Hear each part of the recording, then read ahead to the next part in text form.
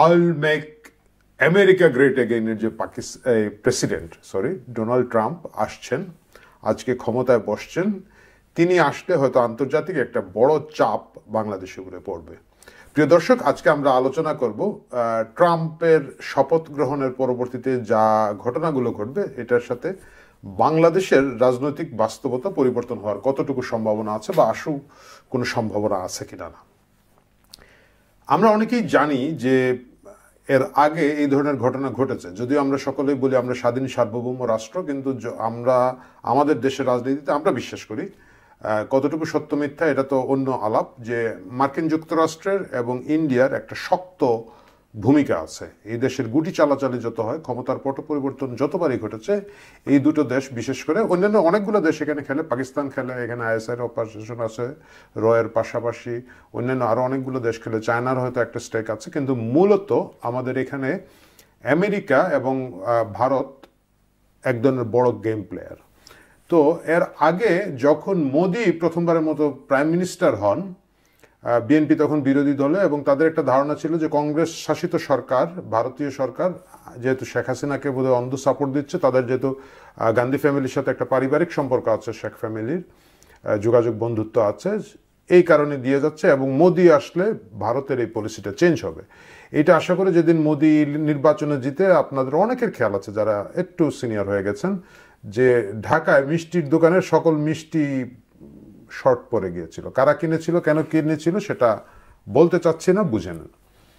এইবার Donald Trump যখন আসলেন, এর আগেই কিন্তু বাংলাদেশ থেকে আওয়ামী লীগ সরকারের পতন ঘটেছে, এবং ডোনাল্ড ট্রাম্প আসলে জো বাইডেন প্রশাসনের বাইরে গিয়ে একটা কিছু করবেন যেটা আওয়ামী লীগের জন্য অনেক সুখকর হবে, এটা তারা আশা করছিলেন। এটা হচ্ছে স্বাভাবিক আশা, কিন্তু আমাদের অনেক আওয়ামী লীগ সমর্থক বন্ধু বান্ধবরা বিশ্বাস করেছিলেন যে ডোনাল্ড ট্রাম্প আসার সাথে সাথেই বাংলাদেশে আবার আওয়ামী লীগের সরকার প্রতিষ্ঠিত হবে, শেখ হাসিনা আবার প্রধানমন্ত্রীর আসনে বসবেন, এবং তারাই আবার আগের মতো একটা অবস্থায় চলে যেতে পারবেন। এই গোটা বিষয়টা আদৌ কতটুকু সত্য?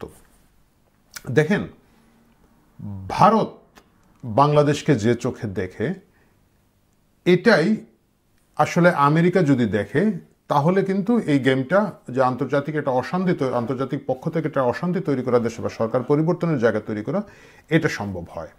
কিন্তু আমরা দেখেছি, মানে আমরা সকলেই জানি যে ভারত বেশ স্ট্রংলি সাপোর্ট দিয়ে যাচ্ছিল বিগত সরকারকে। আওয়ামী লীগ সরকারের সাথে তাদের রিলেশন অনেক ভালো ছিল, এবং মার্কিন যুক্তরাষ্ট্রের সম্পর্কটা খুবই খারাপ ছিল। মানে এখানে মার্কিন রাষ্ট্রদূতের নিরাপত্তা ব্যবস্থা কমিয়ে ফেলা সহ বিভিন্ন জিনিস দিয়ে একেবারে দৃশ্যমান এক ধরনের উত্তেজনা ছিল। এবং একটা সময় তো বিএনপির অনেকেই, মানে আমার মনে আছে যে বিএনপির একজন নেতা পরবর্তীতে আওয়ামী লীগে জয়েন করেছিলেন, যে পিটার হাসকে ভগবান ডেকে আমরা বসে আছি। তারাও মার্কিন যুক্তরাষ্ট্রের দিকে তাকিয়েছিলেন। আওয়ামী লীগের একটা বিশ্বাস ছিল যে আমেরিকা খুব বড় আকারে গেম এখানে খেলতে পারবে না। কিন্তু শেষ পর্যন্ত জুলাই আগস্টের ঘটনার যতগুলো পিছনের গল্প আমরা জানি যে এখানে আমেরিকা একটা বড় রোল প্লে করেছে। অনেক ধরনের মোবিলাইজেশনের পিছনে সরাসরি তাদের প্রত্যক্ষ গোয়েন্দা সমর্থন ছিল, তাদের আর্থিক সমর্থন ছিল, রিসোর্স সমর্থন ছিল। এগুলো অস্বীকার করার কিছু নাই। এগুলা যদি কেউ অস্বীকার করে বলেন যে শুধুমাত্র আমি আর আপনি মিলে এত বড় কাজ করে ফেলেছি, আসলে এগুলো স্রেফ বোকামি। আমি যদি বুড়বক নাও বলি, বোকা বলতে হবে। ওইসব রাজনৈতিক সেন্স যাদের, তাদের সাথে আসলে আলাপ করার ইচ্ছা আমার নাই। এখন ট্রাম্প প্রশাসন আসলে কি হচ্ছে? ট্রাম্প প্রশাসন আসলে ট্রাম্পের সাথে মোদির একটা ব্যক্তিগত বন্ধুত্বপূর্ণ সম্পর্ক আছে বলে ধারণা করা হয়। একটা সিগনিফিকেন্ট ঘটনা ঘটেছে নির্বাচনের মাত্র কয়েকদিন আগে। ট্রাম্প একটা এক্স করেছিলেন, টুইট যেটাকে আমরা বলি, টুইট করেছিলেন এক্স, বা মানে আগে যেটাকে টুইটার বলা হতো, এবং সেখানে তিনি স্পেসিফিক বাংলাদেশের বিষয়ে খুব স্ট্রংলি বলেছিলেন। প্রথম লাইনটা এরকম ছিল, I strongly condemn the barbaric violence against Hindus, Christians and other minorities who are getting attacked and looted by mobs in Bangladesh, which remains in a total state of chaos. মানে strongly condemn করছেন তিনি, তীব্র প্রতিবাদ জানাচ্ছেন, নিন্দা জানাচ্ছেন বাংলাদেশের ধর্মীয় সংখ্যালঘুদের উপরে যে নির্যাতন চলছিল তখন।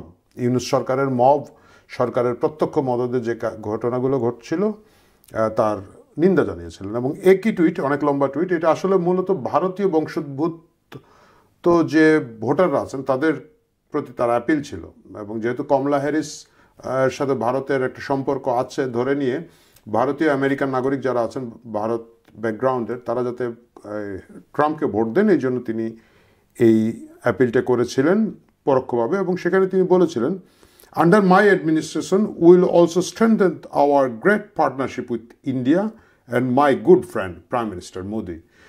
ইন্ডিয়া এবং প্রাইম মিনিস্টার মোদির সাথে তিনি, তার গুড ফ্রেন্ড ভালো বন্ধু মোদির সাথে তিনি সম্পর্ক আরও শক্তিশালী করবেন, আরও উষ্ণ করবেন, এটাই ছিল তার সেই প্রত্যাশা।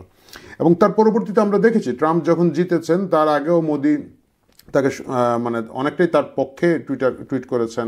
ট্রাম্প জেতার পরে টুইট করে শুভেচ্ছা জানিয়েছেন। ট্রাম্পকে যারা প্রথমে বিশ্ব নেতা যারা প্রথমে অভিনন্দন জানিয়েছিলেন মোদি হচ্ছেন তাদের একজন। এর বাইরে যেটা হচ্ছে, ভারতীয় বংশোদ্ভূত প্রচুর লোক, প্রচুর আমেরিকান গুরুত্বপূর্ণ পদে বসেছেন ট্রাম্প প্রশাসনে। ট্রাম্প তাদেরকে মনোনীত করেছেন। বিশেষ করে ধরেন কাশ পাটেলের কথা বলা যায়, এফবিআই ডিরেক্টর হচ্ছেন, মানে তিনি এফবিআই বস হচ্ছেন। তারপরে জয় ভট্টাচার্য কলকাতার লোক, পশ্চিমবঙ্গের বাঙালি, তিনি এখানের মধ্যে আছেন। এনআইএচ এর ডাইরেক্টর হচ্ছেন তিনি। তারপরে আছেন হারমিত ধিলন হচ্ছেন সিভিল রাইট ডিভিশনের, ডিপার্টমেন্ট অফ জাস্টিসের সিভিল রাইট ডিভিশন দেখছেন। তারপরে শ্রীরাম কৃষ্ণ আছেন, বিবেক রামাস্বরী আছেন, এবং উষা ভেন্স হচ্ছেন মার্কিন যুক্তরাষ্ট্রের সেকেন্ড লেডি, যেটা ভাইস প্রেসিডেন্টের স্পাউস, তিনি ভারতীয় ফ্যামিলি থেকে আগত। এই সব কিছু মিলিয়ে আশা করা হচ্ছিল যে ভারতের সাথে আমেরিকার যে বন্ধুত্বপূর্ণ সম্পর্ক এতদিন ধরে আছে এটা আরও অনেক বেড়ে যাবে। কিন্তু খুব মজার একটা প্যাচ লাগলো, এই মাত্র প্যাচটা লাগলো, যদিও এটাকে একটা হিকাপ আমরা ধরতে পারি। সেটা হচ্ছে ট্রাম্প আজকে তার যে অভিষেক হচ্ছে সেখানে কিন্তু অন্যবারের মতো না, মানে 248 বছরের ইতিহাসে প্রথমবার মার্কিন যুক্তরাষ্ট্রের কোনো প্রেসিডেন্ট একটা খুব মানে সাধারণ লোকজনকে নিয়ে এবং ইন্টারন্যাশনাল লিডারদেরকে দাওয়াত দিয়ে একটা বড় সড়ো অভিষেকের আয়োজন করছেন। সেখানে মোদি দাওয়াত পান নাই। অবশ্য আরও অনেক গুরুত্বপূর্ণ নেতারা, আমি যদি একটু নজর বোলাই আমার যে লিস্ট আছে,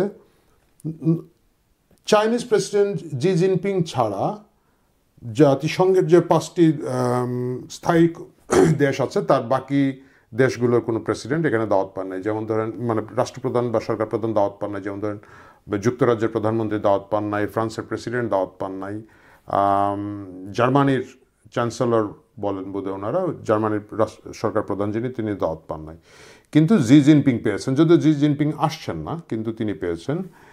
তারপরে হচ্ছে G7 থেকে হেড অফ স্টেট থেকে পেয়েছেন জর্জা মেলোনি, ইটালির হেড অফ স্টেট। এর বাইরে G20 থেকে অনলি প্রেসিডেন্ট হাভিয়ার মিলাই হচ্ছেন আর্জেন্টিনার প্রেসিডেন্ট, তিনি দাওয়াত পেয়েছেন।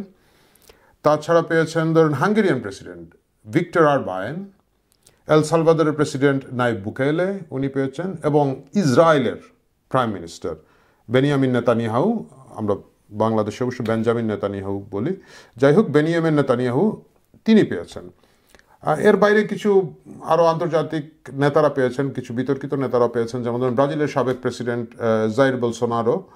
জাইর বোলসোনারো হচ্ছেন কনভিক্টেড একজন এই মুহূর্তে ক্ষমতার অপব্যবহারের জন্য, তিনি ব্রাজিলে শাস্তি ভোগ করছেন, তাকেও দাওয়াত দিয়েছেন ট্রাম্প। এবং তিনি যদি দেশের বাইরে আসতে চান তাহলে ব্রাজিলের আদালত থেকে তাকে অনুমতি নিতে হবে।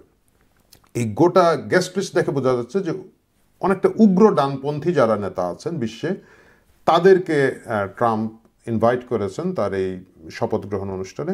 এবং সেটা যদি হয়, তাকে আমরা যেভাবেই দেখি নরেন্দ্র মোদী কিন্তু বিশ্বে একজন ডানপন্থী নেতা হিসাবে, উগ্র ডানপন্থী নেতা হিসাবে প্রমাণিত, প্রচারিত এবং পরিচিত। সেই জায়গায় মোদির দাওয়াত পাওয়াটা খুব অস্বাভাবিক হতো না। যদিও অনেক ছোট ছোট দেশ পেয়েছে, অনেক বড় দেশ পায় নাই, রাশিয়া পায় নাই, আমি আগেই বলেছি আপনাকে, যুক্তরাজ্য, ইউনাইটেড কিংডম ওরা পায় নাই, ফ্রান্স পায় নাই, জার্মানি পায় নাই। কিন্তু সেই হিসাবে ভারত না পেলেও অস্বাভাবিক নয়। কিন্তু তার সাথে যে পার্সোনাল বন্ধুত্ব, ভারতের সাথে যে যোগাযোগ, ভারতের যে ইম্পর্টেন্স, এই জায়গাটায় এসে সেটা না করে ভারতের যে চিরশত্রু চায়নার প্রেসিডেন্ট জি জিনপিং, তাকে দাওয়াত দেওয়া এটা হচ্ছে এক জিনিস। দ্বিতীয় হচ্ছে যে জি জিনপিং এর সঙ্গে মোদি দীর্ঘক্ষণ ফোনে কথা বলেছেন, যেটা মিডিয়া এসেছে। মনে হচ্ছে যে চায়নার সাথে বরঞ্চ সম্পর্কটা আর একটু ইমপ্রুভ হচ্ছে, এবং সেটা যদি হয়ে থাকে মোদির অবস্থাটা একটু পিছিয়ে যায়। এখন ভারতীয় মিডিয়া গত কয়েকদিন ধরে খুব একটা বলছে যে না, এত ভিড়ের মধ্যে গিয়ে মোদির লাভ নেই, ট্রাম্প অতি দ্রুতই ভারত সফরে আসবেন এবং মোদিও খুব দ্রুতই মার্কিন যুক্তরাষ্ট্রে যাবেন এবং ট্রাম্পের সাথে দেখা করবেন। এইটা নিয়ে কাজ হচ্ছে এবং এটার কাজ করছেন তাদের যে external affair minister S Jaishankar. উনি এখন মার্কিন যুক্তরাষ্ট্রে আছেন, তিনি ট্রাম্প প্রশাসনের সাথে এই বিষয়টা নিয়ে আলাপ করেছেন বলে পত্রিকায় খবর এসেছে। তো যাই হোক, আমরা মূল আলোচনায় চলে যাই। যদি এই অবস্থা হয়ে থাকে, মার্কিন যুক্তরাষ্ট্রের ট্রাম্প প্রশাসনের সাথে যদি মোদির সম্পর্ক সেই লেভেলের উষ্ণ না থাকে, বাংলাদেশের প্রায়োরিটিটা অনেক পিছিয়ে যাবে। এটা একেবারে বাস্তব ঘটনা, এটা অস্বীকার করার কিছু নেই।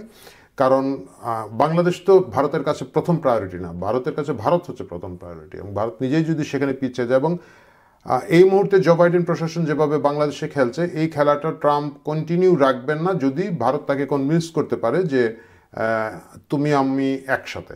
এখানে একটা ঘটনা কিন্তু আছে। এটা হচ্ছে মানে এতটুকু যা বললাম এটা হচ্ছে অনেকটাই একটা দৃশ্য। আমরা যদি ঠিক উল্টো দিকে যাই, আমরা দেখব